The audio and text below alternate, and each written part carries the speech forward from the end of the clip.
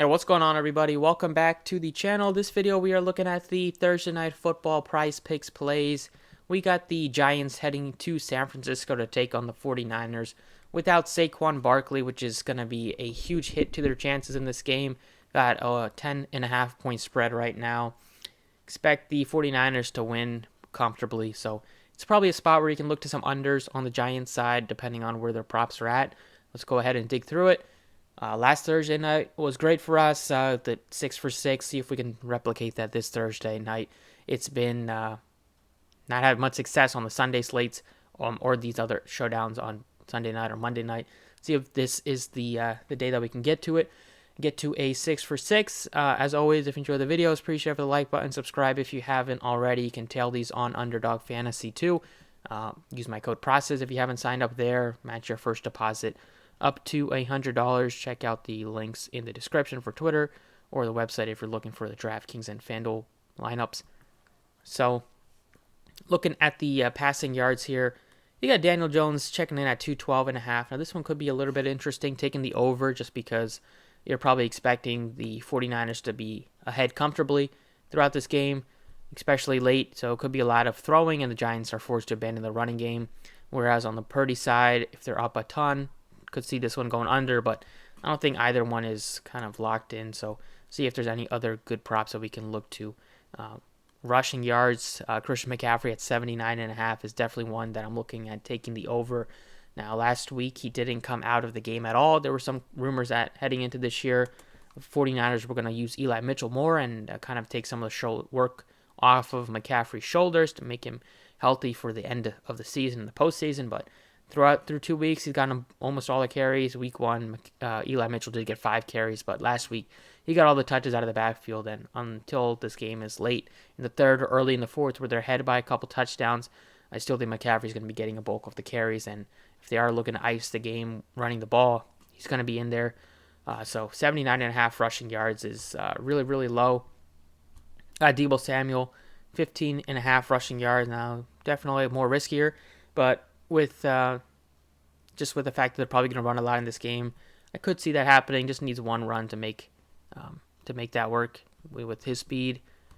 Daniel Jones, 37.5. I think he's going to be running for his life a lot. So this one I like taking the over compared to his passing yards, just because I expect Daniel Jones to kind of have to run a lot. I mean, he doesn't have a great receiving core. He doesn't have great playmakers out of the backfield now that Saquon is out for this one. So a lot's going to be on his shoulders. You got Breida at 32.5. They're going to use Brightwell a little bit. So there are some risks of Breida, but the 49ers are really good against the run. So it's pretty, I guess that makes sense why, if you're a little bit concerned on why Breida's rush yards are lower than Daniel Jones, is because 49ers are just that good against the run, and quarterbacks, if it breaks down, the play breaks down, they're likely and have a better chance to kind of just scramble for some more yards than a design running play. And I don't know how you take Eli Mitchell over 27.5 yards after not getting any last week. This is probably the week that he's going to get some late touches, but still, rather just take McCaffrey, the short thing that you know is going to get, close to 20, if not more than 20 carries. Going over to receiving yards. Now this one, you got Deebo Samuel at just 54.5 receiving yards. I think this one looks really good just because of Ayuk being a little banged up.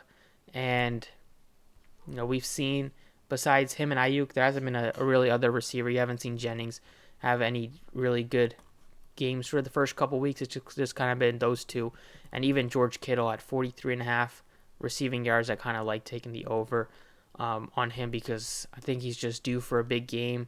It's not typical Kittle's going to be held in check for this long, and I think the props are just low enough with Deebo and Kittle that we can take both of their overs, and I still think that they both have a pretty reasonable chance to hit. Just looking on, if you're looking to compare on FanDuel Sportsbook, Kittle's at 44.5 there, and Samuel's 55.5. So you're getting a yard of a gap on PrizePicks. It's nothing crazy, but a yard could make a difference between hitting and not hitting. And then on the Giants side, Maybe Breida gets you 13 yards just because Daniel Jones is going to be throwing a lot. But out of these receivers, I'd probably say, and we did see Matthew Stafford be able to kind of dice up this 49ers secondary with one of the best receivers in the game, I guess, in Puka Nacua, and Tutu Atwell had a pretty good game as well. So far, we got those four. If you're looking at passing touchdowns, see if Daniel Jones, his number is at 1 passing touchdown. I think this one you could use if you want to go away from his rushing yards. I'm not really looking at Purdy over 1.5 touchdowns. Looking at field goal made, I'll take Moody over 1.5. Definitely loading up on the 49er over props just because really have no. He had 3 last week against the Rams, had 3 in week 1 as well against the Steelers. He has a big leg, 6 for 6, and I think the 49ers are going to be moving the ball. We saw the Cardinals move the ball all game, well, first half, and then who knows what happened in the second half if they received the call from the GM to stop scoring points. Nonetheless, expect the 49ers to just go up and down the field. So taking Moody over 1.5 field goals, Kittle over 43.5 receiving yards, Debo over 54.5 receiving yards, Daniel Jones over 37.5 rushing yards, McCaffrey over 79.5 rush yards, and then the final pick, I think we're probably going to have to look to a Giant. Did say that I'm possibly looking at some unders, but I don't think I want to take an under on Darren Waller. I'm taking him over 45.5 receiving yards. He's the one Giants receiving option that you can kind of count on. Not having Barkley to get some of those dump offs, I think, is going to lead to more opportunities for Waller. I don't think Breida is going to handle as much work in the receiving game as Saquon can handle. And Waller's their Giants' best offensive playmaker with Barkley out of this game.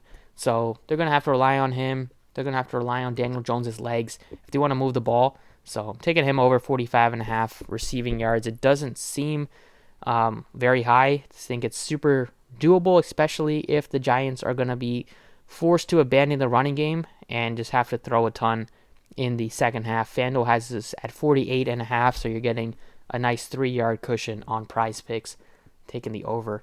So those are the 6 picks. I'm looking at McCaffrey over 75.5 rushing yards, Daniel Jones over 37.5 rushing yards, Debo Samuel over 54.5 receiving yards, George Kittle, I think he's going to bounce back, have a big game, 43.5 receiving yards. I like him anytime touchdown. We didn't look at the touchdown board, but obviously, let's see if they even have it up yet.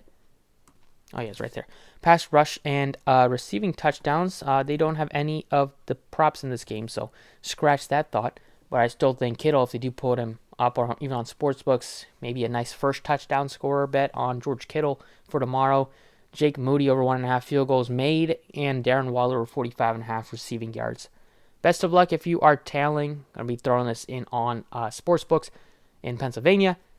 And I will catch you all next time. If you're into DraftKings, FanDuel posted the showdown video for this game as well. Check that out and stay tuned for more videos. Best of luck. Catch you all next time.